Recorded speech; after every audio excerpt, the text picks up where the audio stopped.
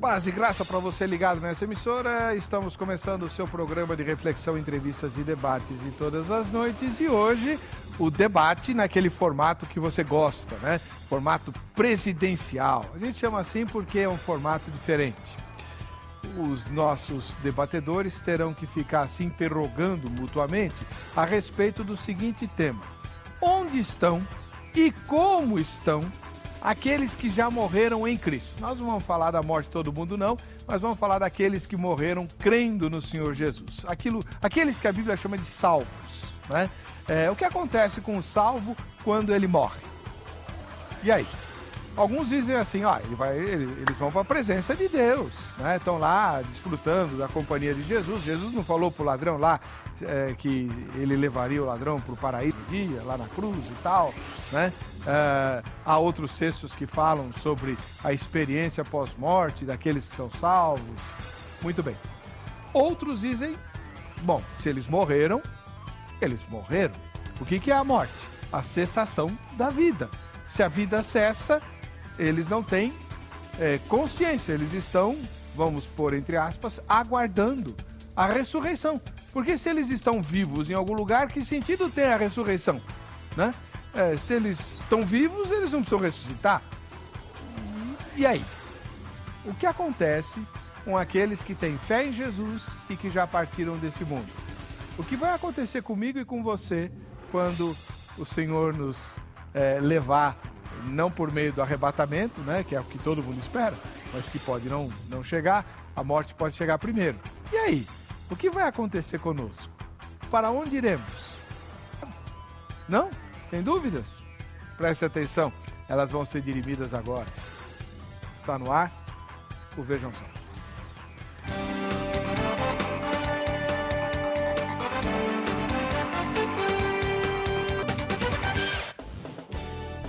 Muito bem, olá. Estamos começando o programa Vejam Só, essa edição especial que vai ao ar às terças-feiras, né? Com perguntas e respostas dos debatedores. E você é o meu convidado principal. Que você entre no site do programa, vejamsó.com.br, e vote na enquete. Fazendo isso, você se habilita para o sorteio que a gente vai fazer hoje e também no fim da semana. O brinde de hoje é o brinde da Grade, Academia Teológica da Graça de Deus, que é quem patrocina o programa Vejam Só. Então vai lá no site e vote na enquete. Mas eu sei que você está curioso ou curiosa para saber quem serão os debatedores de hoje. E é com muita alegria, muito particular para mim, que recebo os dois gigantes da fé que vão discutir esse assunto difícil, mas sobre o qual todos nós temos muita curiosidade. O que acontece com quem morre e é salvo em Cristo Jesus, né? Então, para falar conosco, pastor Jamierson Oliveira, que você já conhece de outros debates aqui. Ele é ministro da Igreja Batista Etnos, missionário, jornalista e um monte de outras coisas também. Pastor Jamierson, seja bem-vindo. Tudo bem, Heber? É uma alegria voltar ao programa. Estou freguês aqui, né? Já há algum tempo, uma alegria grande. Rever vocês, estarmos juntos aqui nesse programa tão qualificado. Muito feliz também de estar revendo aqui o meu amigo, evangelista, professor, pesquisador, né, da Palavra de Deus, Alexandre. Já trabalhamos juntos em rádios e já temos amizade de alguns anos atrás, né? Muito bom revê-lo, e a primeira vez dele aqui no programa, comigo honrado. Eu fico feliz, pastor Jamierson, e quero registrar minha gratidão publicamente e no ar ao irmão, porque eu sei que o irmão está de férias com a família e bem no meio do mês, né? Isso foi coisa da Ana e do João, eles têm parte com o Demo, né? Então eles articularam para estragar suas férias, né, e trazê-lo aqui. E o irmão veio, né? Interrompeu as férias para estar conosco. Ela interrompeu minhas férias e tirou férias, né? Ela saiu de férias. Eu estou falando que ela tem parte, estou dizendo. Mas vocês são uma bênção na minha vida. Eu tenho crescido muito, tenho sido abençoado por essas oportunidades que eu tenho tido aqui com vocês, né? Qual que é o endereço da igreja Etnos? Até a nossa igreja tem colhido frutos com isso, né? Amém. Muitos irmãos têm nos visitado, assistido os cultos ali conosco. Estamos numa série de estudos bíblicos sobre escatologia lá, que é a nossa quarta Bíblia. É a sexta temporada sobre escatologia. Nós estamos em Guarulhos, Heber, na Rua Mandaguari, número 97, fica ali no bairro do Bom Clima, como referência, é o bairro da Prefeitura, né? Onde está a Prefeitura lá em Guarulhos. Então nós estamos ali perto da base da Polícia Militar, no comecinho da Avenida Faria Lima. Manda um beijo e um abraço para todos os irmãos e venha nos visitar. Obrigadão pela presença do irmão aqui mais uma vez. Obrigado. E estreando no programa Vejam Só, faz 3 anos, no mínimo, acho que mais até, que eu tenho pedido à produção para trazer o irmão Alexandre Bernardes, que eu conheci hoje aqui, mas que eu já ouço no rádio há muitos anos. Ele é o líder, presidente do Ministério A Verdade para o Tempo do Fim, um programa que vai ao ar aos domingos na Rádio Musical FM, agora é 13h. Da 1 às 2. Mas antes era o horário... Era da 1 às 3. Isso. Agora é da 1 às 2 da tarde. Porque o irmão tem um compromisso às 4 horas lá perto de onde eu moro. Das 4 às 6. Seja muito bem-vindo, professor Alexandre Bernardes. Ele é da Igreja Adventista do 7º Dia, né? E tem esse programa que propõe-se a ensinar a Bíblia no rádio, né? Obviamente utilizando a ótica da Igreja Adventista do 7º Dia, porém, de uma maneira extremamente respeitosa, e eu me tornei seu fã, porque justamente pela postura muito fraterna que o irmão tem, né, no seu programa de rádio. Eu cheguei para a Ana e falei, olha, chama o Alexandre. O irmão não tem tido possibilidade de vir, a sua agenda é complicada. Hoje mas ele já indicou vários participantes da Igreja Adventista que vieram aqui.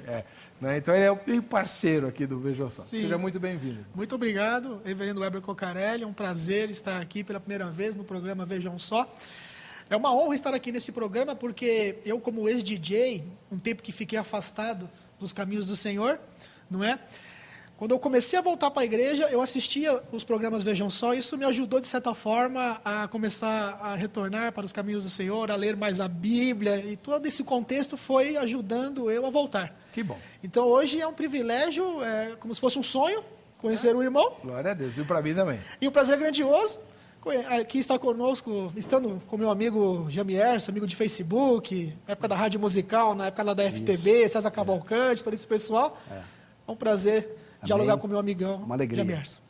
Muito bom. Então, você tem 2 gigantes aqui mesmo e 2 irmãos que profundamente do assunto e que vão se inquirir mutuamente para que você depois tire as suas próprias conclusões. Mas antes de puxar a matéria, eu queria saber qual igreja o irmão frequenta, né? Não, vamos divulgar o trabalho que o irmão tem aos domingos às 4 da tarde lá no Jabaquara. Vamos lá. Nós realizamos uma classe de estudos, uma classe bíblica de estudos da Palavra de Deus, todos os domingos, corrigindo, né? Corrigindo. É que eu estou acostumado ainda com a parte anterior. Agora são 2 domingos ao mês, todo segundo domingo do mês, todo último domingo do mês. Todo segundo domingo do mês é uma classe com dicas de saúde, tá? E todo último domingo do mês é um evento intitulado Encontro com a Vida, onde nós convidamos palestrantes.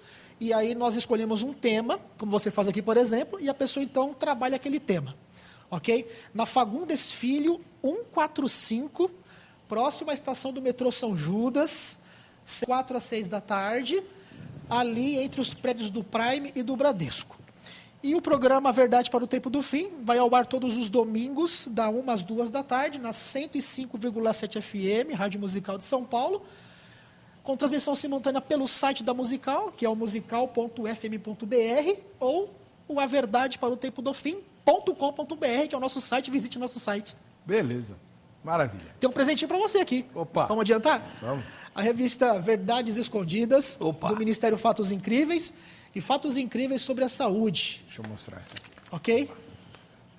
É uma revista bastante interessante, dicas fantásticas de saúde.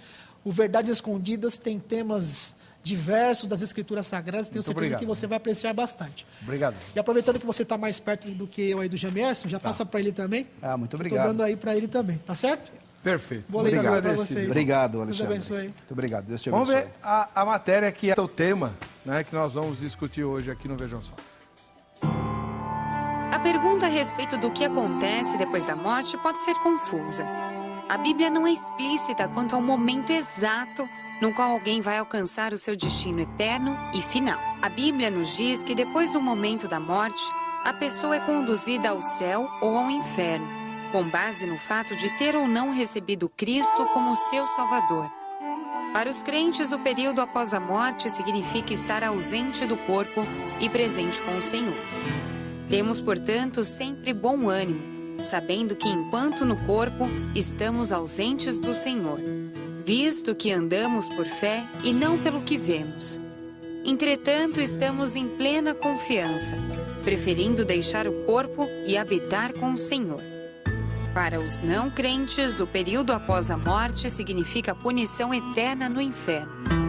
E é que um mendigo morreu e foi levado pelos anjos para o seio de Abraão. E morreu também o rico e foi sepultado. E no inferno ergueu os olhos, estando em tormentos, e viu ao longe Abraão e Lázaro no seu seio. Exatamente nesse ponto é que se faz confusa a questão a respeito dos acontecimentos depois da morte. Será que o destino final da pessoa não mudará, mas o local preciso no qual passará esse destino mudará? Em algum momento depois da morte, os crentes serão enviados ao novo céu e à nova terra. Mas a questão é, quando? Podemos dizer que os mortos em Cristo já estão na presença de Deus? Curioso? Acompanhe então o programa Vejam Só dessa noite. Muito bem, e você participa do programa votando na enquete, né, que está na página do programa, vejam só.br. Pastor Jamierson Oliveira, qual vai ser o ponto de vista que o senhor vai defender?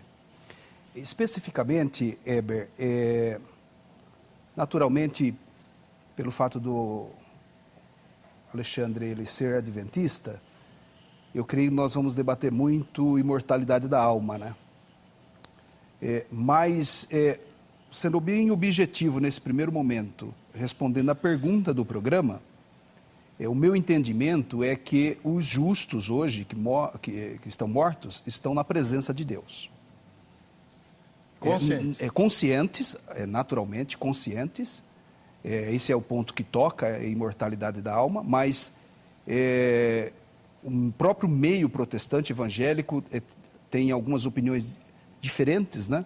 Alguns pensam e creem que os justos estão com Cristo, mas numa antessala, né, do céu em definitivo. Eu creio que esse local que eles estão de bem-aventurança é o céu em definitivo, é a presença de Deus, na companhia do Senhor Jesus, na companhia dos anjos.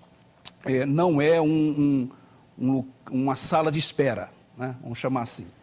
Essa é a visão geral do meu entendimento, a pergunta especificamente. Muito obrigado. Irmão Alexandre Bernardes, da Igreja Adventista do Sétimo Dia, presidente do Ministério da Verdade para o Tempo do Fim. E o senhor vai defender qual ponto de vista? Eu vou defender o ponto de vista bíblico. A Bíblia é clara em afirmar que quando a pessoa morre, ela não vai imediatamente para a presença de Deus. Ela aguarda na sepultura o dia da ressurreição. Ok? É interessante, antes de nós começarmos a trabalhar essa questão, eu queria colocar aqui alguns pontos rápidos, porque o que acontece? A Bíblia, ela é mais ou menos como um quebra-cabeça. Então, você quebra-cabeça, você começa com a peça número 1, depois você tem que procurar a peça número 2, a peça número 3, e assim você vai encaixando todo o quebra-cabeça. Você nunca pode começar o quebra-cabeça da metade ou do final, tem que ser do começo. Trazendo isso para esse contexto do assunto que nós estamos tratando hoje, o que acontece? Eu não posso começar a querer entender o assunto morte, o que acontece após a morte, e no caso, se a pessoa quando morre em Cristo já vai imediatamente para o céu ou não, se eu não entender as questões primárias acerca deste assunto.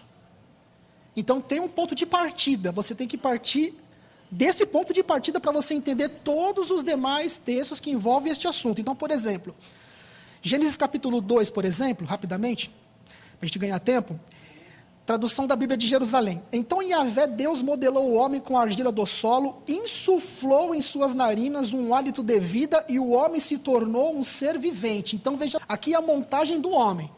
Para eu entender o que acontece após a morte e se a pessoa vai para o paraíso ou não, eu tenho que entender como que ela foi criada.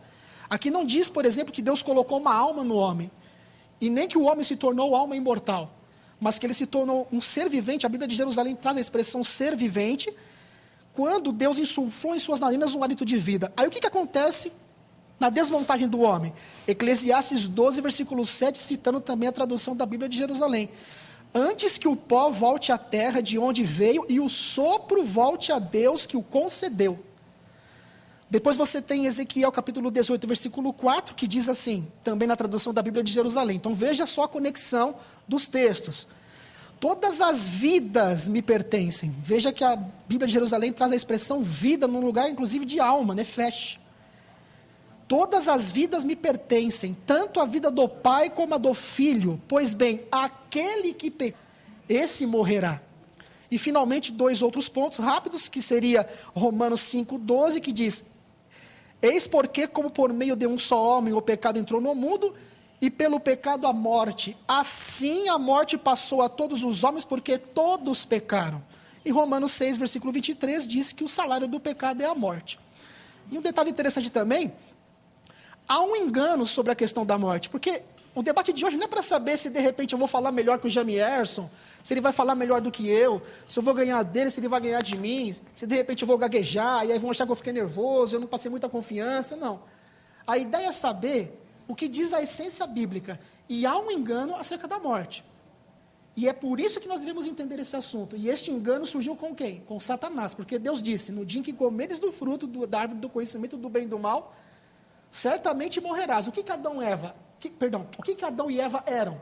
Eram almas.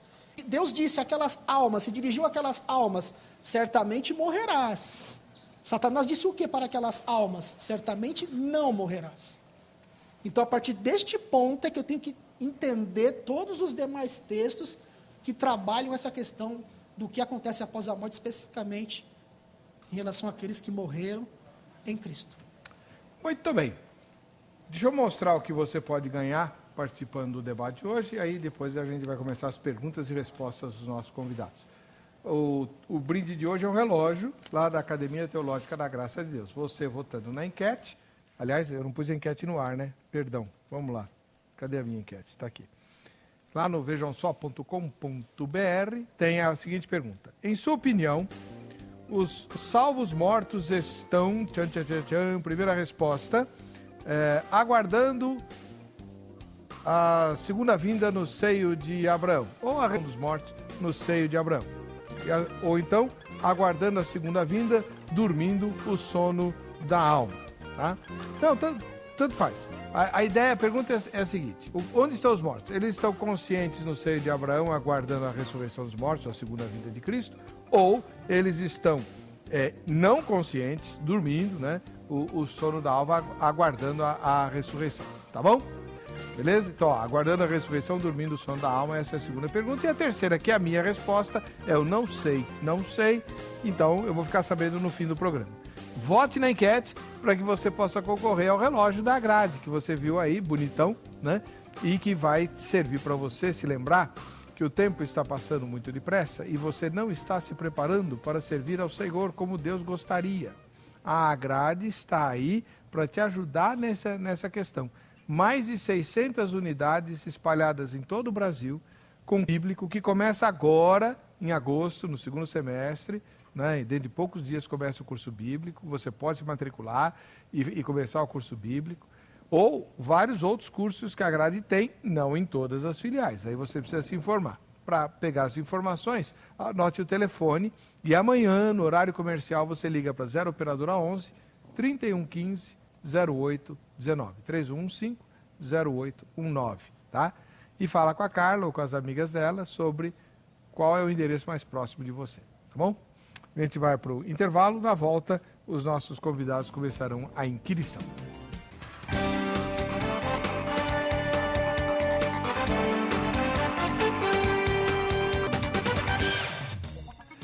De volta com o programa Vejam Só. Deixa eu mandar um ósculo santo muito especial para o pastor Carlinhos, da igreja Jesus One Way. Desse nome também. Ô Carlinhos, põe um nome em português. É que ele gosta desses negócios de skatista, né? Uhum. Ele é o líder da igreja ali no Tatuapé, perto da estação Carrão. Eu preguei lá domingo. E então, Ósculo Santo pro povo aí da Jesus One Way, pro pastor Carlos, pra Luana, sua esposa, né? Deus abençoe vocês, tá bom? E, antes de passar a palavra ao Jamierson, que vai começar a inquirição, vou fazer uma propagandazinha. Postei no site, no meu blog é o ebercocarelli.blogspot.com.br, esse Parla Eber, tá? Uma mensagem baseada nas promessas que Deus nunca cumpre. Como bom presbiteriano, né? Eu tenho fama de ser meio incrédulo, meio incrédulo mesmo, né? Tipo, eu cheguei e falei assim, está aqui a promessa, o senhor não cumpre essa promessa nunca, né? Quando que vai cumprir? E Deus respondeu, dando umas pauladas bem dadas, mas respondeu. E a resposta é a mensagem, tá? A mensagem tem um título meio curioso, né? Quando vai acabar? Resposta, quando eu terminar, tá? Entra lá, é baseado em Filipenses, né? Como é que fica, Heber? Pegando um gancho, a quem pense que não vai nem morrer enquanto as promessas não se cumprirem. Então, pois é. Aí o negócio fica complicado, você vai ter que ler mesmo o artigo do pastor Heber. Exatamente. Vai lá, tá no heber.blogspot.com.br. Dado o recado, vamos lá. Jamierson, sua primeira pergunta. Muito bem. Gostei da exposição do Alexandre, mas me permita fazer uma observação. Eu fui bem sucinto, né? Gênesis capítulo 2, versículo de número 16, que você mencionou, o fato é que, de fato, não morreram. A serpente não mentiu. Ou seja, ela mentiu, entre aspas, né? Porque a morte também é uma palavra polissêmica na Bíblia, né? Ele morreu espiritualmente, porque nesse dia, inclusive o pensamento da Igreja Adventista, para resolver esse problema, porque o texto diz, porque no dia que comer morrerás. E sabemos que Adão viveu 900 e tantos anos. 930. Então, a serpente, ela falou meia verdade, na verdade, ela é verdade, né?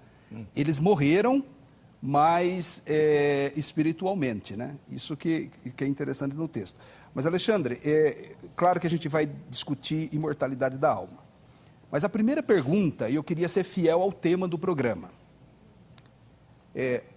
Se você não fosse adventista, nós estaríamos aqui talvez nadando de braçada, especificamente nessa questão, onde é que está, seio de Abraão, seio de Abraão fica onde, é uma antessala, ainda é no Hades, né, conforme o pensamento evangélico. Mas, no seu caso, uma vez que você não crê na sobrevivência da alma, né, consciente ou não, mas não crê na sobrevivência dela, a minha pergunta seria uma outra, fiel ao tema. Onde estão, neste momento, Moisés e Elias? Onde estão Moisés Essa é a sua pergunta? É minha pergunta. 3 Por quê? minutos pro senhor. Posso? Vai, Estou então ainda explica, alguns né? minutos. Por que estou fazendo a pergunta? Porque para a Igreja Adventista, não é o que eu creio, não é o que o cristianismo historicamente ensina, que Moisés ressuscitou, segundo os adventistas, e está em corpo glorificado. Sabemos que Elias não morreu. Aí também concordo. O protestantismo concorda que Elias não morreu. Pergunta é, onde é que eles estão? Muito bem. 3 minutos, irmão Alexandre. Antes de nós respondermos essa pergunta, lendo alguns textos da Bíblia, eu quero usar aqui, por exemplo, a Bíblia Apologética de Estudo, do qual você é um dos que participaram da edição dela. A Bíblia Apologética de Estudo, em Marcos, por exemplo, capítulo 9 ali, fala da transfiguração. Não é? Eu sei mais ou menos por que você fez essa pergunta, porque no caso Elias foi arrebatado, Moisés morreu, então somente o espírito de Moisés pôde aparecer ali. Vocês dão uma resposta apologética na página 971, comentando Marcos capítulo 9, transfiguração, em relação ao espiritismo. Assim, os espíritas apoiam a doutrina da comunicação com os mortos, no fato de Moisés e Elias terem conversado com Jesus no Monte da Transfiguração. Na parte número 5, a Bíblia Apologética de Estudo, que você fez parte da formação dela, diz assim, o diálogo ocorreu entre Jesus, Elias e Moisés, em corpos glorificados. Quando você vai ali, por exemplo, na Bíblia, a palavra-chave de Strong, e você vai na página 2154, na parte B, você vê ali Strong comentando a palavra glória no contexto dos santos ressurretos. Ele joga, inclusive, para textos bíblicos. Eu tenho aqui a Bíblia, que eu posso mostrar aqui rapidamente. Trouxe bastante coisa aqui hoje, não é? Que diz o seguinte. Trouxe uma biblioteca. Exatamente, trouxe uma biblioteca hoje aqui, ó. Diz assim, ó. Em relação à aparência exterior, brilho, resplendor, luz ofuscante, ou os santos glorificados. Aí ele dá referência de Lucas capítulo 9, 31, 32, 1 de Paulo aos Coríntios 15, 43, Filipenses 3, 21, Colossenses 3, 4, todos os textos que, na essência, falam da ressurreição e de corpo glorificado. Então, o que acontece? A Bíblia apresenta Elias sendo arrebatado, todo cristão que lê a Bíblia sabe disso, ele foi arrebatado, ele foi levado ao céu, e Moisés, de acordo com a Bíblia Apologética, que você fez parte da edição dela, concorda com a gente também, porque ali Moisés aparece em corpos glorificados, inclusive no comentário de vocês, e ali, em Romanos, capítulo 5, versículo 14, diz que a morte reinou de Adão até Moisés. Por quê? Porque em Moisés é quebrado o poder da morte. Então, Moisés é o primeiro que ressuscita. Isso não joga por terra a questão de Cristo ser as primícias, porque quando diz primícias ali na carta de Paulo aos Coríntios, ele se dirige a pessoas que não criam mais na ressurreição. Portanto, os coríntios, obviamente, que ao morrerem, ressuscitariam depois que Jesus já tivesse ido para o céu, porque naquele espaço de tempo, Jesus já tinha ido ao céu, e restavam quem? Os coríntios. Antes de Cristo ser as primícias, no sentido de ser o primeiro, ele é o melhor, de acordo com as festas, inclusive das primícias, dos pães asmos, ele era o pão sem fermento, sem pecado. Então, ele é a garantia de todas as ressurreições. Então, de acordo com esses pormenores bíblicos, com a Bíblia palavra-chave e a própria Bíblia apologética, Moisés estava em corpo glorificado, juntamente com Elias. Seus comentários. Vocês perceberam, né, Alexandre, você não respondeu a pergunta. Eu não vou entrar no mérito das notas da Bíblia Apologética, que eu sou o editor dela, e nem no mérito da ressurreição. Mas são os adventistas que afirmam que Moisés ressuscitou. E sabemos que Elias não morreu. Logo, Elias está em algum lugar. Seu corpo também glorificado. A pergunta continua, aonde eles estão? Se o adventismo afirma que Moisés ressuscitou, ele está ressuscitado já, ele não ressuscitará na eternidade, conforme você tentou conduzir a resposta. Ele já está ressuscitado. E Elias não morreu, logo, se está na eternidade, no mundo espiritual, está em corpo glorificado, ele não poderia estar num corpo carnal como estava aqui. Por que eu estou fazendo essa pergunta para você? Ela é retórica. Porque ela fortalece a ideia, repito, não vou entrar nos méritos, né, da ressurreição de Moisés, que eu não creio e a Bíblia nunca ensinou. É uma conclusão adventista, exclusiva dos adventistas. Né?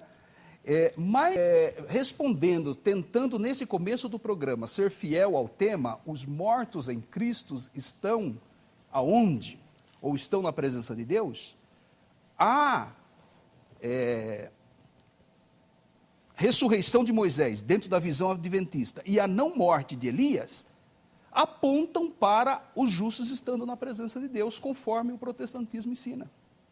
Como é que nós cremos? Que a morte a alma sobrevive à morte do corpo, e a Bíblia testemunha isso. Sempre que a Bíblia fala de sono, ela está se referindo ao corpo, não está se referindo à alma. Então, quando a Bíblia responde essa questão, Paulo, ele desejou morrer e estar com Cristo. Jesus garantiu ao ladrão, hoje estarás comigo no paraíso. Foi até o tema do debate anterior que eu tive aqui com o pastor Patrick, Tista.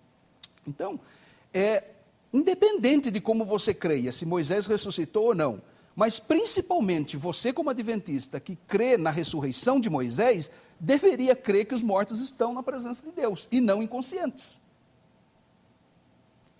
E no caso de Elias, que não morreu, ele tem que estar em algum lugar, ele não pode estar inconsciente. Então, a ideia de que os mortos em Cristo estão na presença de Deus, além de farta documentação bíblica, a gente vai explorando ao longo do programa, você deveria confessá-la. Muito bem, a primeira pergunta foi feita. Agora é a vez do irmão Alexandre Bernardes fazer a primeira pergunta dele. Muito bem, como nós dissemos aqui, é importante nós analisarmos todos os textos dentro dos textos primários. A montagem do homem, Deus criou o homem do pó da terra, soprou o fôlego de vida, o homem passou a ser alma vivente. Na desmontagem, o corpo pó, inclusive quando Adão e Eva pecaram, o que Deus disse? Tu és pó, e ao pó tornarás.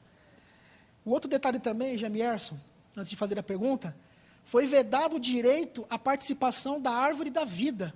E a salvação é justiça imputada, que é a salvação do poder do pecado, justiça comunicada, que é a salvação do poder do pecado, a nossa adaptação para o céu. E o terceiro momento é a glorificação, ou seja, não existe estado intermediário entre santificação, que é a justiça comunicada, e glorificação. Então, o acesso à árvore da vida, ao fruto da árvore da vida, somente na glorificação. Mas o que acontece? No conceito da imortalidade da alma, que eu sei que você defende esse conceito, é muito usado, por exemplo, a questão do rico e Lázaro, Lucas capítulo 16. Eu queria perguntar se você concorda com esses pormenores aqui acerca disso. O que acontece? Na época de Jesus, o conceito de Hades dos judeus tinha mudado bastante, tá certo? Por exemplo, eles acreditavam que existia ali o seio de Abraão, e ali no seio de Abraão, no contexto de Hades, isso você encontra, por exemplo, no Kidishum, você encontra, por exemplo, aqui no segundo livro de Êxodo 4, versículo 41, você encontra no Midrash, você encontra em Ruth, você encontra no livro de Enoque, em Talmud, e vários outros livros, Macabeus e tudo mais. Eles acreditavam que quando a pessoa morria, ela ia para o seio de Abraão, e ali você tinha duas câmaras. Em uma das câmaras ficavam os salvos, em outra câmara ficavam o quê? Os ímpios, ok? Se você era um ímpio, na sua câmara você enxergava o justo na câmara dele, e vice-versa. Muito bem. Interessante quando você pega esse texto e você lê na Bíblia, eu tenho ela aqui, na Bíblia NVI, fala ali Hades. Na Bíblia de Jerusalém diz mansão dos mortos, ou seja, tanto o mendigo quanto o rico foram para o mesmo lugar, mansão dos mortos, Hades, que tem a mesma equivalência de Sheol. Para terminar, o que acontece? Eu faço então agora a pergunta para você. Nos dias de Jesus, os judeus, eles tinham já vindo estudando muita teologia das nações, e muito da influência egípcia e grega invadiu o pensamento deles acerca de Hades. Um deles sabe qual que era? Talvez você vai saber isso pela primeira vez, telespectador. Era o seguinte: se a pessoa morria salva em Cristo, ela ia para o seio de Abraão, e quando diz ali então, pai Abraão, no caso quando ali o perdido clama, pai Abraão, era como se Abraão estivesse intercedendo por aquela pessoa. Por quê? Porque Osíris e outros deuses egípcios, que também formaram a cultura ali bastante grega, passavam esta ideia. A pergunta é a seguinte: esta ideia, essa mentalidade pagã, uma vez que vocês defendem que Rico e Lázaro ali realmente é fato, que Jesus ensinou algo que é fato. Jesus defendeu então essa ideia de Hades, que houve toda essa mutação, essa mudança no conceito judaico daquela época? O irmão entendeu a pergunta? Entendi. Meu 3 irmão, minutos. É o relato de Jesus. O relato de Jesus. Se eu estivesse lendo a história do Lázaro e do rico numa literatura apócrifa, numa literatura dos pais da igreja, apenas numa das confissões históricas da igreja, eu poderia temer a sua dúvida de influência pagã, de conceitos pagãos, e de um erro teológico ensinado, então, por essas pessoas. Mas é o relato do texto bíblico inspirado. Se nós cremos na inerrância bíblica, se nós cremos na inspiração, que é nesse ponto há até concordância entre o protestantismo e os adventistas, quanto à inerrância e fidelidade da palavra de Deus, o relato de Jesus não pode ser negado. Você vai dizer que Jesus, então, estava influenciado por teologias pagãs? Nós precisamos entender que nem tudo que os pagãos falam, né, muitos adventistas e pessoas de outros grupos religiosos, têm esse problema, porque uma religião não cristã, uma cultura não judaica cristã, crê daquele jeito, aquilo está errado. Não pode se pensar assim. O conceito de existência de Deus, o conceito de justiça, de punição, de um juízo, embora com erros, com equívocos, existe nas culturas e existe na palavra de Deus também. Então, respondendo objetivamente a sua pergunta, eu creio literalmente no relato de Jesus, porque Jesus conta como história, Jesus dá nome aos personagens, essa história de Jesus, esse ensino de Jesus, ou a história, tem o objetivo de ensinar algo, senão Jesus relataria esse mundo dos mortos, esse Sheol do hebraico, ou Hades do grego, como um lugar de silêncio conforme os adventistas. Jesus não se refere a isso. Estranho Jesus contar uma história que vá totalmente em confronto com o pensamento do sono da alma, ou da inexistência da alma após a morte do corpo. Agora, essa ideia do relato de Lázaro e Rico encontra eco depois na teologia do Novo Testamento. Os textos como, por exemplo, de Romanos 10 e 4, de 1 Pedro 1 e 12, 1 Pedro 3 e 19, de Mateus 12 e 4, de Efésios 4 e 8, e tantos outros relatos bíblicos que apresentam esse texto como sendo fiel, real, e coincide ensinamentos dessas outras passagens bíblicas com o ensino de Jesus. Eu creio no ensino de Jesus. É simples assim. Acabou seu tempo. Irmão Alexandre, seus comentários. É fato histórico que os judeus tinham sido, por um tempo, influenciados pelo pensamento grego, egípcio, e daí a concepção deles agora sobre Hades nessa época. Jesus, então, usou uma história que havia entre eles, porque aqui é uma sequência de parábolas, você pode ler que são várias parábolas e depois chega no Rico e Lázaro. Então, o que Jesus faz? Jesus pega o pensamento deles, usando o próprio pensamento deles para dar a eles uma lição. Ele, inclusive, ele inverte os papéis. O mendigo, que é aquela pessoa pobre que os judeus achavam que não estava sendo favorecido por Deus, Jesus coloca onde? O de Abraão. Lembrando que na cultura pagã, que tinha influenciado a mente dos judeus, Abraão era uma espécie de um intercessor. Pai Abraão, a Bíblia diz, a ninguém chameis por pai, senão quem? Deus. Tá certo? Interessante essa questão. Havia aquelas duas câmaras, isso é fato, pode estudar na história, vocês vão ver que é verdade o que eu estou dizendo. Duas câmaras, uma reservada para os ímpios, outra reservada para os justos. Todos eles iam para o Hades, a mansão dos mortos. A Bíblia de Jerusalém traduz assim já, mansão dos mortos, a mesma equivalência de Sheol no Antigo Testamento, para onde todos os mortos iam. Então, o que acontece? Jesus, então, ele inverte os papéis, ele mostra nessa parábola algumas lições, rapidamente. Primeiro, que riquezas nem sempre é um sinal de que a pessoa está sendo favorecida por Deus. Os judeus, muitas das vezes, eles tinham riquezas por usura, inclusive roubando muitas das vezes as próprias viúvas. Jesus inverte os papéis nesse sentido, coloca o mendigo lá em cima. Mas há uma parte interessante que aqui vai dar a explicação de todo o contexto do rico e Lázaro. Lucas capítulo 16, versículo 31, telespectadores, diz assim: Abraão, porém, lhe respondeu: se não ouvem a Moisés e aos profetas, tampouco se deixarão persuadir, ainda que ressuscite alguém dentre os mortos.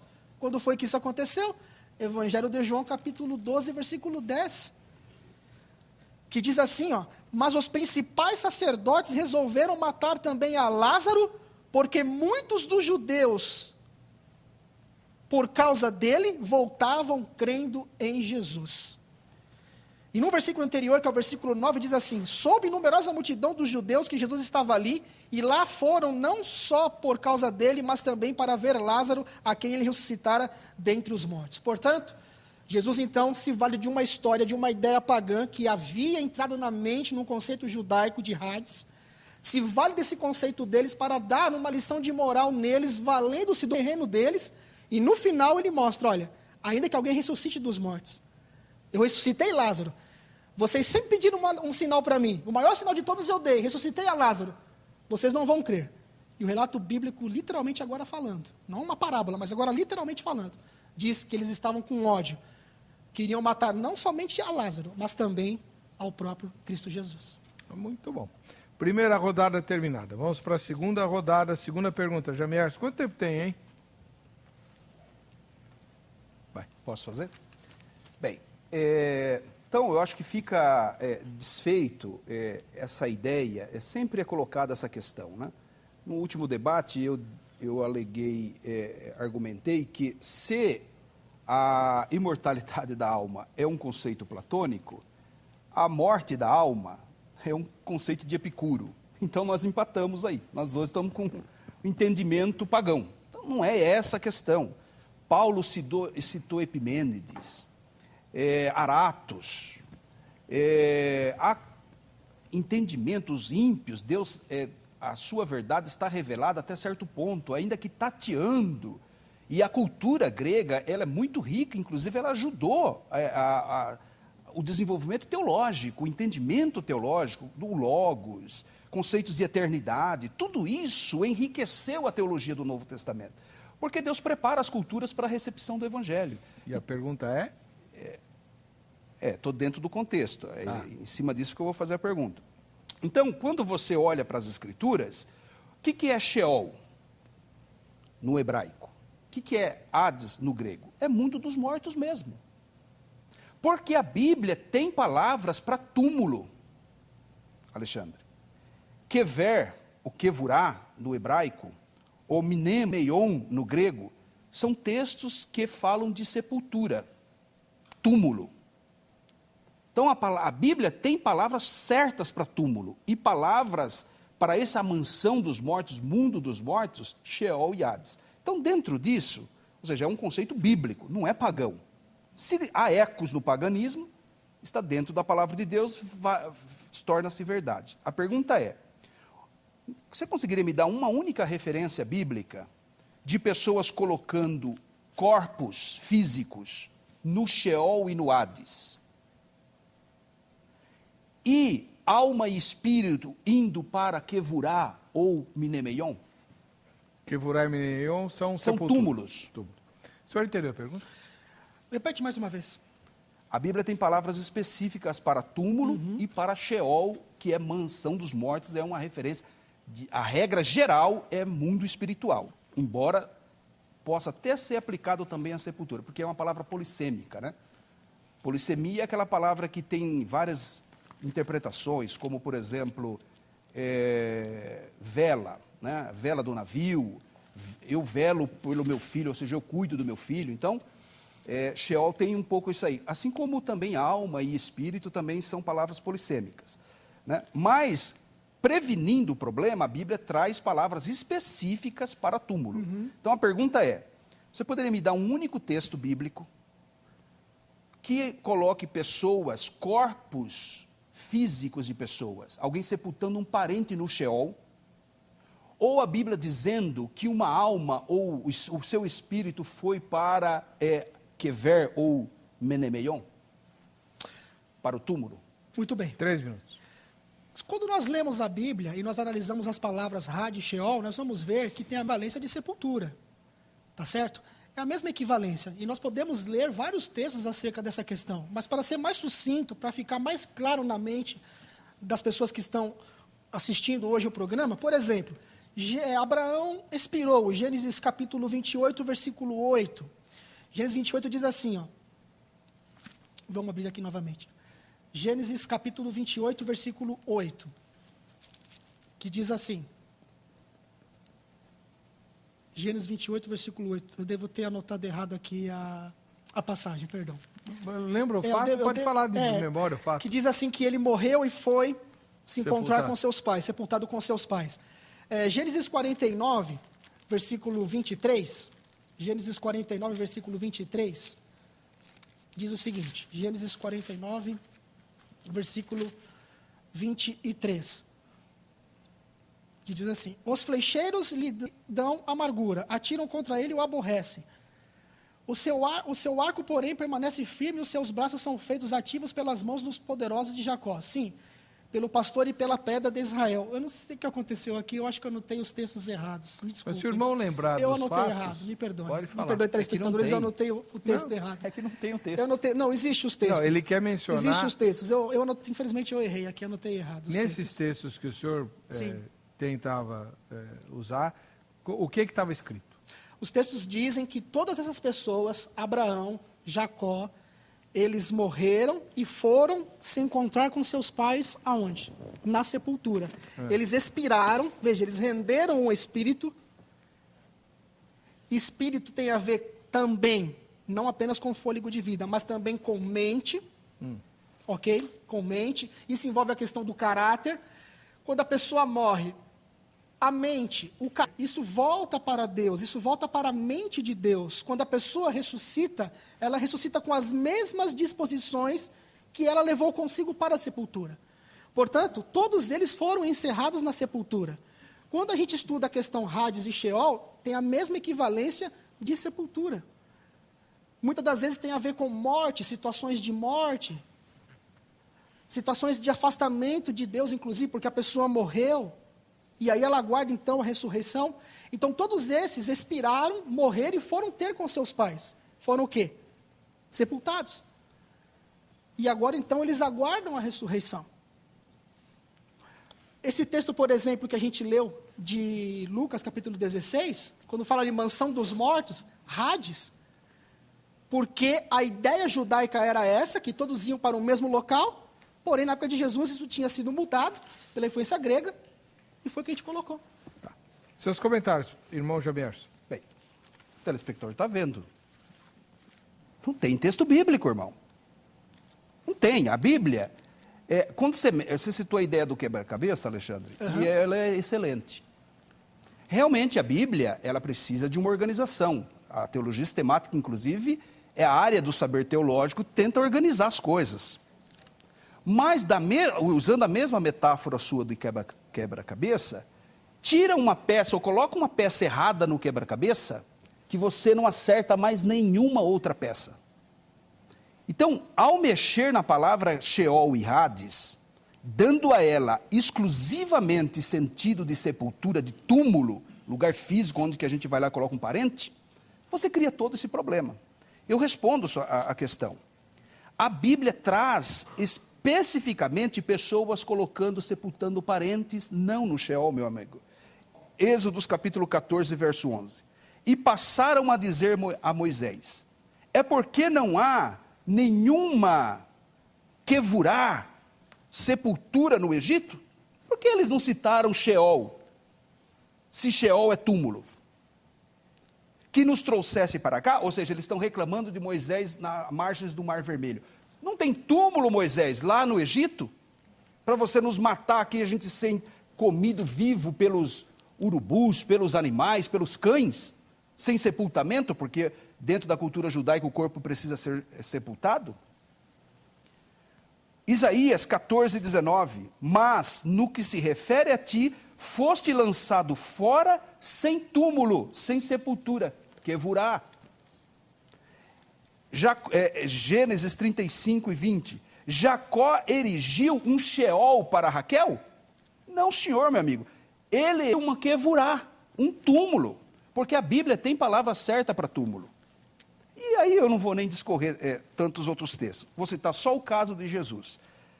Vou evitar até a leitura, para não ganhar muito tempo, vou dar a referência, você anota e lê em casa. A morte de Jesus, quando Jesus morre fisicamente, é o mesmo processo que nós vivemos. Ele morreu fisicamente, seu corpo foi para o Menemeion, foi para o túmulo emprestado de José de Arimateia. Está lá em João capítulo 19. E a sua alma? A alma foi para o Hades, que é o correspondente a Sheol no Novo Testamento. Está lá em Atos capítulo 2, verso 27, e o Salmo 16, que é uma referência ao Salmo 16 e 10. Sheol, Antigo Testamento, no caso. Sheol no Antigo Testamento, né? Então no Salmo está Sheol e em Atos está Hades. É o discurso de Pedro em Atos 2 e 27, ele faz uma referência ao Salmo 16 e 10, falando, não deixarás a minha alma no Sheol. Também. Ok, nós vamos para o intervalo. Na volta, o irmão Alexandre Bernardes fará a sua segunda inquirição ao Jamierson.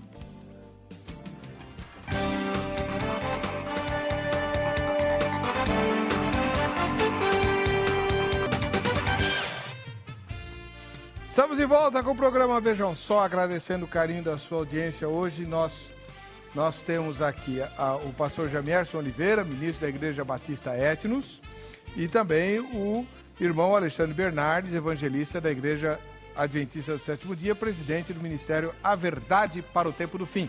Eles estão discutindo se os mortos em Cristo já estão na presença de Deus, e agora é hora do irmão Alexandre fazer a segunda pergunta dele ao irmão Jamiel.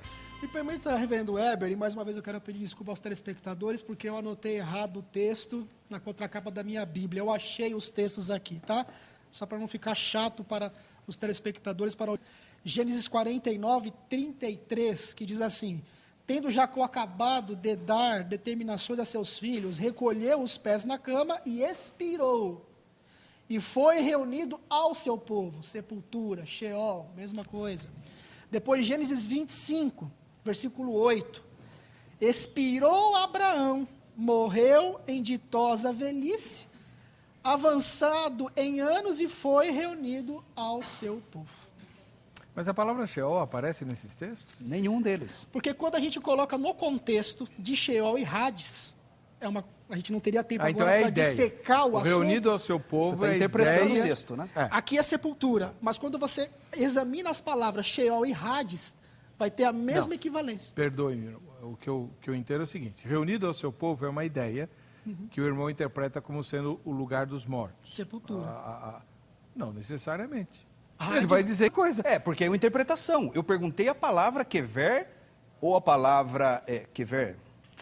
A palavra Sheol É. e a palavra kever, né? O kevurá, do hebraico, que corresponde a túmulo. Então, no texto não aparece nem a expressão Kevurá nem Sheol. A ideia de ele se reunir a quem já tinha morrido aparece. Para entender isso, tem que fazer aquela conexão com Lucas 16, porque a própria Bíblia de Jerusalém, quando traduz Hades, traz já mansão dos mortos, Perfeito. sepultura. Então tem que fazer a conexão para entender. Tá bom. Posso usá-las a meu favor também. Dá na mesma, é isso que eu estou falando aqui. Os dois grupos podem usar a mesma ideia. Sua segunda pergunta, irmão. Minha segunda pergunta é a seguinte: querido amigo Jamierson, um dos textos, assim como a gente já examinou a questão do rico e Lázaro, que são usados bastante pelos adeptos do conceito da consciência após a morte, aqueles que acreditam na imortalidade, é o texto de Apocalipse capítulo 9, capítulo 6, melhor dizendo, versículos 9 a 11. Vamos ler? Apocalipse capítulo 6, de 9 a 11, que nos diz o seguinte. As almas estão debaixo do altar. Exatamente, aquelas almas debaixo do altar ali. Olha só que interessante o que diz ali a questão. Já peguei aqui, eu já achei aqui. Apocalipse capítulo 6, do 9 a 11. Quando ele abriu o quinto selo, vi debaixo do altar as almas daqueles que tinham sido mortos. Veja, tinham sido mortos. Por causa da palavra de Deus e por causa do testemunho que sustentavam. Clamaram em grande voz, dizendo: até quando, ó soberano Senhor, santo e verdadeiro, não julgas nem vingas o nosso sangue dos que habitam sobre a terra? Então a cada um deles, verso 11, foi dada uma vestidura branca, e lhes disseram que repousassem ainda por pouco tempo, até que também se completasse o número dos seus conservos e seus irmãos que mortos, como igualmente eles foram. Essa questão aqui, dessas almas debaixo do altar. Quase então já indo para a pergunta, eu vi que num debate anterior, você disse que quando a pessoa morre, ela vai para a bem-aventurança. Em Mateus capítulo 5, Jesus cita ali as bem-aventuranças. Ok? Você tem convicção plena de que essas almas realmente estão ali na bem-aventurança, na presença de Deus, usando este texto para defender essa questão? O texto qual? De Apocalipse? Apocalipse capítulo 6, de 9 a 11. Então, como o irmão concilia a sua convicção de que as almas dos mortos em Cristo estão na bem-aventurança com um texto desses de Apocalipse Exatamente. 6? Essa é a Deu pergunta? para entender? Deu para entender? Não, eu não entendi. Vou repetir. Vocês usam esse texto para mostrar que realmente uma alma, vamos ser mais prático aqui, sobrevive após a morte. Sim. E você diz que quando a alma sai do corpo após a morte, o corpo fica, a alma vai, ela vai para a bem-aventurança, vai para a presença de Deus. Certo. Você tem convicção de que esse texto realmente deve ser usado para defender essa ideia da imortalidade da alma? Você tem segurança disso? Eu tenho. De que é uma alma realmente fora do corpo? Entendeu a pergunta? Entendi. Então, 3 Agora, minutos. Captei, né? Eu tenho, Alexandre, porque assim, é claro que a gente não entende tudo o que está acontecendo no mundo espiritual. Certo. né, seria muita presunção da nossa parte, da minha parte especial, aqui querer explicar detalhes, como está o dia a dia do pessoal lá no céu. Óbvio. Também acho que o texto de Apocalipse também tem diferentes dificuldades, apresenta diferentes dificuldades. Há também uma linguagem simbólica, uma linguagem figurada em todo o livro do Apocalipse. Mas o que me chama a atenção, e realmente acho que é legítimo usar esse texto para provar a sobrevivência da alma, ou a alma como entidade incorpórea que sobrevive à morte do corpo, porque o texto ele deixa clara essa mensagem. Então a palavra de Deus, quando há um texto bíblico falando alguma coisa, é claro que ele não tenta resolver todo o problema relacionado àquele assunto, mas ele aponta numa direção, está falando que essas entidades espirituais estão diante de Deus. E aí você vai encontrando eco em outras coisas. Por exemplo, Lucas 20, 38, Deus não é Deus dos mortos, mas dos vivos. Se como o adventismo não crê no sono da alma, você talvez pudesse até explicar isso. O adventismo crê, como Oscar Cullmann, né, que entendia, e vocês citam Oscar Cullmann, é citação indevida, porque Oscar Cullmann, que é um grande teólogo reformado, ele cria no sono da alma. A alma não inexiste, ela não entra numa inexistência, ela não é aniquilada com a morte do corpo. Ela entra num estado de dormência, ou seja, os salvos estão no mundo espiritual, segundo Oscar Cullmann, mas eles não estão conscientes. O espírito dos justos está adormecido. Pro adventismo, evapora. A alma é a respiração. Vocês usam textos que relacionam, que compara animais, o cão com o homem, o cão vivo com o homem morto. Que vantagem tem o homem sobre o animal? Como se não houvesse nenhuma relação entre eles. Jesus prometendo ao ladrão, em verdade te digo, hoje estarás comigo no paraíso. Quando Estevão estava sendo apedrejado, Atos 7,59, ele recebe essa graça de ver a eternidade, Jesus em pé ao lado do Pai. E ele se entrega naquele suplício que ele estava sofrendo, Senhor, recebe o meu espírito. E Paulo, né, 2 Coríntios 5:8, capítulo 12, versículo 2, Efésios, Filipenses 1:22, estão lá, acabou. Agora, em que situação, em detalhes do dia a dia deles, eu não posso te responder, mas esse texto ajuda a provar que estão. Muito bem. Seus comentários. Vamos para a Bíblia. Eu sei que você também é da linha Sola Escritura, vamos para a Bíblia. Olha só, eu quero ler um texto aqui, que está num texto da CNBB, Conferência Nacional dos Bispos do Brasil. Tá? Uma Bíblia que traz uma versão Neo-Vulgata. Olha o que diz essa versão, Apocalipse capítulo 6, versículo 9 em diante. Quando abriu o quinto selo, vi debaixo do altar aqueles que tinham sido imolados, pessoas, seres humanos, aqueles que tinham sido imolados por causa da palavra de Deus e do testemunho que tinham dado. 10, gritaram com voz forte, Senhor santo e verdadeiro, até quando tardarás em fazer justiça, vingando o nosso sangue contra os habitantes da terra? E o versículo 11, então a cada um deles recebeu uma veste branca, e foi-lhes dito que esperasse mais um pouco, até se completar o número dos seus companheiros e irmãos que iriam ser mortos como eles. Olha só, pessoas, seres humanos. Por quê? Porque a Bíblia, quando a gente analisa os conceitos de alma, nefesh, psique no grego, o que significa? Criatura, vida, vidas, desejos. O dicionário hebraico, o Gesenius, diz assim, ó, define nefesh como sendo fôlego, o espírito vital, ânima do latim, mediante o qual vive o corpo, a saber, o princípio da vida, manifestado no fôlego, tem a ver também com a pessoa em si, com o caráter dela, a mente dela, direi a minha alma, come, bebe, regala-te, louco, hoje mesmo te pedirão a tua alma, não é?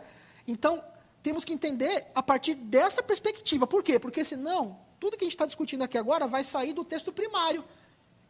Deus criou o homem do pó da terra, soprou o fôlego de vida e o homem se tornou alma vivente. Quando ele morreu, o que aconteceu? Ali até na versão de Jerusalém, o corpo voltou para o pó, o sopro voltou para Deus. Aonde está a alma? Acabou, porque a pessoa é a alma. Eu quero terminar dizendo o seguinte, esse texto aqui é o seguinte, não, é modo de se dizer. Esse texto é o seguinte, tem a ver ali com os séculos que compreende de 1517 a 1755, na época da intolerância papal, quando as pessoas foram mártires por causa do Evangelho. Um deles, John Hus, quando ele estava prestes a ser queimado, as pessoas chegaram próximo a ele e começaram a zombar dele, encomendando a alma dele aos demônios. E ele respondeu, dizendo o seguinte: mas eu entrego a minha alma por ti, redimida em tuas mãos, a Jesus Cristo. E com uma alma jubilosa, ele continuou cantando em meio ao fogo até receber a coroa do martírio. Quem são essas pessoas que estavam clamando por justiça? Essas pessoas que deram as suas vidas no martírio na época da intolerância papal, na época da Inquisição. Vem depois ali naquele mesmo contexto do cavalo amarelo de Apocalipse capítulo 6, anterior a esses textos que nós acabamos de ler agora. Então, quando fala de almas ali, o que está dizendo? Vidas. As vidas daquelas pessoas, como também o sangue de Abel clamou por vingança a Deus, quando Deus perguntou a Caim acerca do que aconteceu com Abel, e como também o sangue de Cristo, que fala melhor do que o sangue de Abel. Sangue fala? Obviamente que não. Aqui são as pessoas clamando o sangue delas. Ok. Vamos lá. Terceira pergunta, irmão Jamierson, acho que vai ser a última. A última? Pode ser que dê tempo de mais uma, mas não sei. Tem que ser uma criptonita. Você adora isso. Hein? Empréstimo do Gran Conato. Bem, é difícil, viu? Se a gente não entende conceitos básicos, a polissemia da palavra sangue citada por você, claro que nesse sentido não é sangue o líquido, né? É sangue a pessoa. Mas tudo bem. Dentro disso, então eu queria fazer uma pergunta, meu irmão. Sola Escritura. Onde nas Escrituras, por isso que eu não costumo muito ficar citando pais da igreja, teólogos da reforma, porque eles podem errar como eu, certo. Então é melhor ir para a Bíblia, né? Onde nas Escrituras, na linha da pergunta anterior que você não me respondeu, onde podemos encontrar o ensino bíblico de ressurreição do pneuma, do espírito, do nefesh, a alma? Porque se a alma extingue, ela é aniquilada com a morte do corpo e ela não passa respiração como o cachorro tem. Aonde a Bíblia fala de almas sendo recriadas? Ou é recriação, ou é uma ressurreição. Tem que ser uma recriação, porque elas desapareceram. Não dá nem para aplicar o conceito de ressurreição. Ou um único versículo que mostre alma e pneuma dormindo. Nefesh, alma em hebraico, pneuma, espírito no grego, né? Ou psique, alma no grego, alma no grego, e ruá, ruá, no hebraico. No hebraico ruach, e pneuma no grego. Então, textos bíblicos que traga... você entendeu a pergunta? Não sei se eu estou conseguindo formular corretamente. Estou entendendo. Onde nas Escrituras você pode me mostrar esse ensino da recriação ou ressurreição de alma? Porque elas vão ter que voltar. Ou elas dormindo hoje. O senhor compreendeu, né? Compreendi. Então vamos lá. 3 minutos. Jamierson, o que nós temos que entender é o seguinte, é o conceito de alma e espírito. Repetindo. Alma, no Antigo Testamento, criatura, vida, vidas, desejos. Dicionário hebraico Gênesis, de novo. Define nefesh como sendo fôlego, o espírito vital, ânima, do latim, mediante o qual vive o corpo, a saber, o princípio de vida manifestado no fôlego. Psique, no Novo Testamento, falando sobre alma. Aparece a palavra alma 50 vezes, no conceito também de vida, de mente. Agora a gente vai começar a entender o contexto. Antigo Testamento, espírito, ruá, aparece como sopro, vento, respiração, espírito, mente, força, vida, fôlego, espírito de Deus, sede das emoções. No Novo Testamento, pneuma, ar em movimento, vento e espírito de vida. O princípio da vida, de ânimo, disposição, influência ou atitudes que governam o homem. Está falando de mente, a base de seu caráter. Seres incorpóreos também como os anjos, demônios ou espíritos maus, Espírito Santo e assim por diante. O espírito pneuma é o sopro do fôlego de Deus na criação, o princípio de vida proveniente de Deus. Alma, psique, a possessão individual do homem, o que distingue um homem de outro da natureza inanimada. Alma, psique, é o homem, o ser vivo e consciente, é a força sensitiva, é a vida mesma. E terminando, O espírito, pneuma, é a vida em ação, é seu elemento agente, é sua força pensativa, é seu caráter. O que acontece, Jamerson? Quando a pessoa morre, o corpo volta para o pó. O espírito ou a alma vai para aonde? Espírito é a mente, é o caráter da pessoa. Quando Deus expirou ali, você até usou o texto dizendo assim, em verdade estarás comigo hoje mesmo no paraíso, né? Em verdade te digo, hoje mesmo estarás comigo no paraíso. Diz que Jesus rendeu o Espírito, em outros textos de evangelhos, diz que ele expirou. Por exemplo, quando a gente lê ali, em Marcos capítulo 15, versículo 37, diz que Jesus expirou. Portanto, o que volta para Deus? A nossa mente, a nossa personalidade, o nosso caráter. O fôlego de vida volta. Porque o Espírito volta para Deus, mas o meu caráter fica armazenado na mente de Deus. Muitas das vezes isso também tem a ver com alma, no mesmo conceito de caráter, de pessoa, de mente também. Quando Jesus voltar e ele for ressuscitar os mortos, principalmente aqueles que morreram em Cristo, eles ressuscitarão com as mesmas disposições mentais que eles levaram consigo para a sepultura. Aí está relacionada a questão do espírito e se tornarão novamente almas, com imortalidade condicional, porque eles voltarão a participar do fruto da árvore da vida, coisa que uma alma não pode fazer no estado intermediário, porque a alma nem tocar e nem comer pode fazer. Muito bem. Seus comentários, irmão Jamerson. Você não respondeu de novo, né? Então eu vou responder. Porque a Bíblia fala apenas de corpos dormindo. A Bíblia não fala de alma dormindo. Não tem um texto na Bíblia falando que Nefesh está dormindo, ou pneuma dormiu. Quando faz uma referência ao sono, é uma referência à pessoa, a perspectiva do observador. Claro que o meu parente é como se ele estivesse dormindo mesmo. Você vê um corpo, uma lápide, é como se ele estivesse dormindo. A gente fica com a impressão que a pessoa está dormindo. E a gente até usa essa palavra dormir, também no sentido polissêmico, né, dela, fala assim, olha, está dormindo, né? Jesus usou isso para um eufemismo, né? Você diminuía o impacto da morte, que é uma tragédia na nossa história. Agora, a Bíblia não tem nenhum versículo falando de recriação de alma, do fôlego, do pneuma, do ruache, do nefesh, não tem nenhum. Por isso que você não pode dar um texto desse.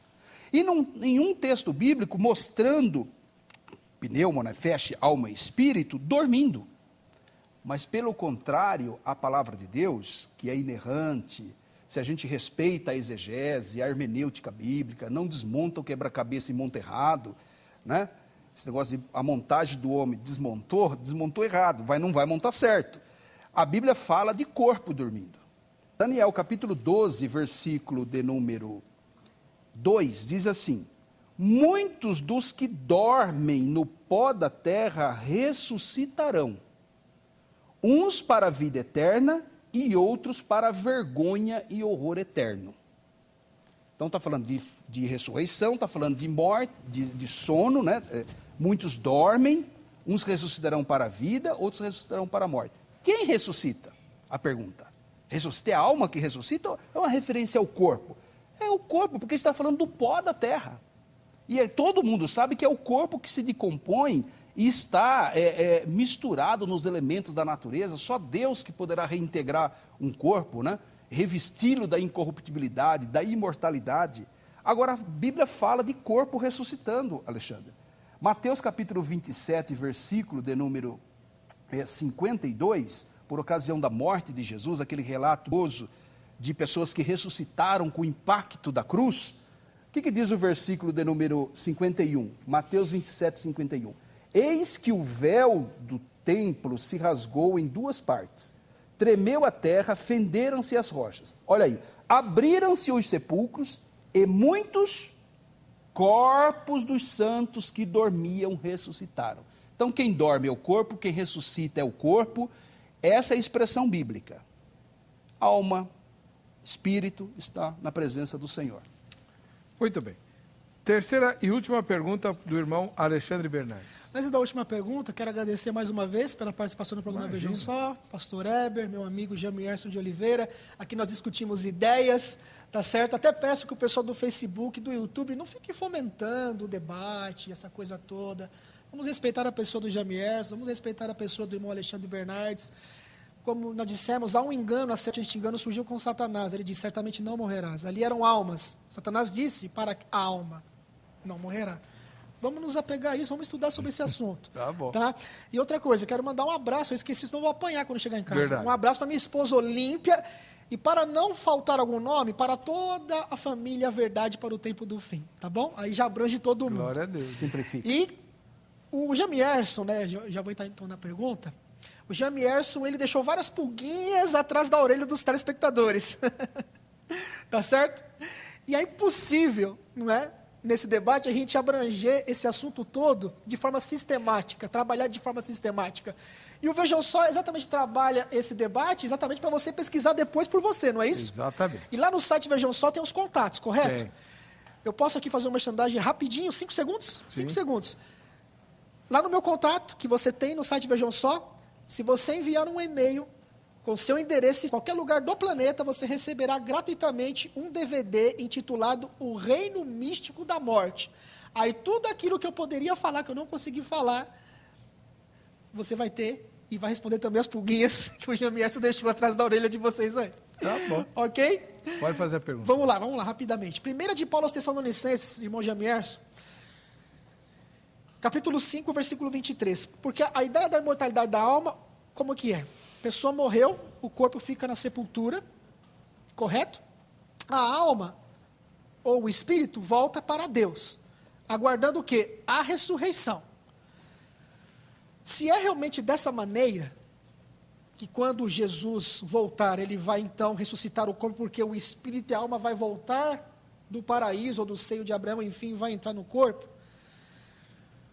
Como que a gente consegue então entender esse texto aqui? 1 de Paulo aos Tessalonicenses, capítulo 5, versículo 23. O Deus da paz vos santifique em tudo, o vosso espírito, alma e corpo sejam conservados íntegros e irrepreensíveis na vinda de nosso Senhor Jesus Cristo. Ou seja, a alma e o espírito já foi para a presença do Pai, já está na bem-aventurança. Como assim conservar então também a alma e o espírito? Ok. Vamos lá que o nosso Para a tempo vinda de está Cristo. estourado. É rápido. Isso também, Certo. de certa forma, é bastante simples, porque a gente sabe que o homem não é só alma ou espírito, não é só essa entidade imaterial. Deus fez o homem com corpo também. O corpo humano é obra de Deus, obra das mãos do Criador. Nenhum outro ser foi criado pelas mãos do Criador como nós fomos. Então, a redenção humana tem que incluir tudo. O texto de Tessalonicenses não está negando a sobrevivência da alma, em nenhum momento. Pelo contrário, ele pode ser usado em favor da sobrevivência, da imortalidade da alma. Mas quando fala da ressurreição, é claro, irmãos, que o nosso estado final de glória, a glória final, em definitivo, é quando tivermos um corpo como o do Senhor Jesus, semelhante a Ele. É essa a nossa expressão, é esse o nosso desejo. Então, claro que mesmo os justos que estão lá na presença do Senhor, e você citou Apocalipse 6 e 9, foi dito a eles, olha, acalmem, descansem. Eles estavam realmente preocupados com alguma coisa, e a gente entende isso até como expressão de personalidade, de alma. A alma realmente, ela tem todas essas expressões, ela que vivifica o corpo. Foi dito a eles descansarem, né? Aguardem, porque a ressurreição virá. A nossa esperança é a ressurreição. Quando estaremos aí, em definitivo, para sempre com o Senhor, o nosso corpo que foi corrompido, mas é obra do Criador, foi maculado pelo pecado, o diabo disse, a serpente para Eva, olha, certamente não morrerás, mas nós morreremos, sim, morremos um dia. Talvez eu morra, talvez você que está em casa morre. Mas, qual é a minha esperança? A minha esperança é que, no final de todas as coisas, quando eu vier com o Senhor em glória, se eu tiver partido dessa, né, para uma melhor, eu terei o meu corpo ressuscitado, e aí, a partir desse momento, será um estado de glória permanente e muito superior ao presente. É isso que a palavra de Deus nos ensina, né? É o que Paulo, por exemplo, se expressa em Efésios 1:23. De ambos os lados estou em aperto, tendo desejo de partir, e está onde? Dormindo. Está com Cristo. Porque Paulo tinha consciência plena, embora esse assunto não era muito claro no Antigo Testamento, isso é verdade, as doutrinas se desenvolveram, se esclareceram no Novo Testamento, ponto. Nem a Trindade é muito clara no Antigo. É no Novo que a luz da revelação, o Evangelho, Jesus é essa revelação plena de Deus, né? Então, não vejo problema nenhum. Nesse estado final, nós seremos então integralmente, Jamierso integral. Alma, espírito e corpo do Jamierso hoje. Esse corpo que você acha feio, mas vai ser lindo na presença do Senhor Jesus. Irmão Alexandre, seus comentários, e a gente já estourou o tempo do programa. Vamos lá rapidamente então. Voando. Olha que interessante. Corpo, alma e espírito. Os três devem ser conservados. Se a alma e o espírito já foram para a presença do Pai, já estão nas bem-aventuranças, como você mesmo crê e já ensinou, conservado de quê? Se já esse plano da bem-aventurança.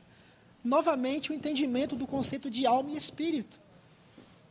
Alma, nefesh, no Antigo Testamento, no Novo Testamento, psique, tem a ver principalmente com a pessoa como um todo. Também a sede das emoções, no mesmo contexto de espírito. Quando nós nascemos porque temos o fôlego de vida em nós e nós formamos um caráter. Este caráter, aí entra a questão da alma e do espírito, deve ser conservado e irrepreensível para a vinda de Cristo, porque a única coisa que nós levaremos daqui para o além é o nosso caráter. E Paulo, querido amigo Jamierso, ele diz claramente que ele somente veria Deus após a sua partida na consumação de todas as coisas. Lá em 1 de Paulo aos Coríntios, capítulo 13, versículo 12, ele diz, porque agora vemos como em espelho obscuramente, então veremos face a face. Agora conheço em parte, então conhecerei como também sou conhecido. Inclusive no versículo 10, que antecede o que eu acabei de ler, ele diz, quando porém vier o que é perfeito, salvação é o quê? Justiça imputada, salvação da condenação do pecado. Justiça comunicada, salvação do poder do pecado, adaptação para viver no céu. Depois, não é estado intermediário, é glorificação. É participar da árvore da vida. Uma alma, como que ela participa da árvore da vida? Porque ao vencedor diz que dará o direito de participar da árvore da vida. Paulo lhe diz que partiria para estar com Cristo, diz lá na carta de Paulo a Timóteo, mas ele diz, a hora da minha partida é chegada. Combati o bom combate, completei a carreira, guardei a fé. Já agora me está guardada a coroa da vida, que me será dada naquele dia. Olha aqui, fazendo eco com 1 de Paulo aos Coríntios 13. Naquele dia eu verei face a face. A vitória sobre a morte não é a alma fora do corpo, indo para a presença do Pai, mas é a ressurreição. E vamos com 1 de Paulo aos Coríntios, capítulo 15, versículo 55. Depois de todo um contexto que ele fala da ressurreição, você pode ler o contexto por você, diz assim, ó, onde está, ó morte, a tua vitória? Onde está, ó morte, o teu aguilhão? Tanto que no versículo 24 diz que então se cumprirá essa palavra. Aquilo que é corruptível será revestido de incorruptibilidade. Tragada foi a morte pela vitória. Se uma alma realmente vai para a presença de Deus, eu sei que você cita, por exemplo, também o filho da viúva de Sarepta, a alma foi para a presença de Deus, está na bem-aventurança, porque você já ensinou assim, eu já ouvi você ensinar, você ensina assim, ela volta para o corpo de pecado novamente, para morrer novamente e correr o risco de perder a sua vida eterna. Ela já estava lá na glória. Bom, o nosso tempo acabou, aliás, estourou já faz tempo, né? Então, eu quero agradecer ao irmão Jamierson, ao irmão Alexandre. Muito obrigado, um prazer. O contato de ambos está no site. À disposição dos irmãos também, né? Pode mandar as perguntas que eles respondem, mandam DVD, mandam tudo, tá bom? Quem é que ganhou o prêmio da grade, o presente? Lindenilson Alves Lira, de Cuiabá, capital do Mato Grosso. A gente vai se ver no próximo, vejam só. Fiquem na paz.